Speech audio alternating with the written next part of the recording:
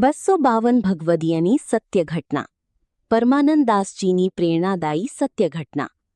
પરમાનંદદાસજી પુષ્ટિમાર્ગના પ્રસિદ્ધ ભગવદીઓમાંથી એક હતા. તેઓ બાળપણથી જ ભગવાન પ્રત્યે ખૂબ પ્રેમ રાખતા. તેમના હૃદયમાં માત્ર શ્રીકૃષ્ણનું સ્મરણ જ રહેતું. તેમને ભજન ગાવાનો ખૂબ શોખ હતો. જ્યારે પણ તેઓ ભગવાનના કીર્તન ગાતા ત્યારે આસપાસનું વાતાવરણ ભક્તિમય બની જતું. લોકો કહેતા કે તેમના ભજનમાં એવી ભાવના હતી કે સાંભળનારની આંખોમાં આપમેળે આંસુ આવી જાય.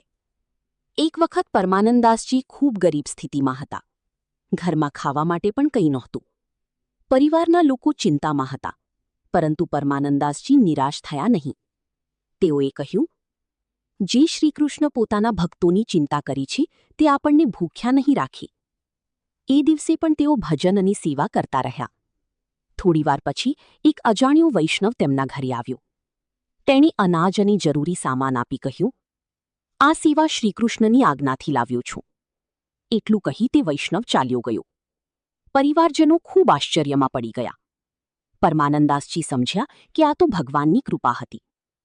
તેઓએ હાથ જોડીને પ્રાર્થના કરી, હે પ્રભુ, તમે તમારા ભક્તોને ક્યારેય એકલા નથી છોડતા.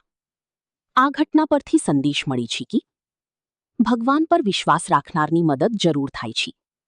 સાચી ભક્તિમાં ભય અને ચિંતા ઓછી થઈ જાય છે. ભગવાન પોતાના ભક્તોની લાજ રાખી છે. સર્વ વૈષ્ણવને જય શ્રી કૃષ્ણ.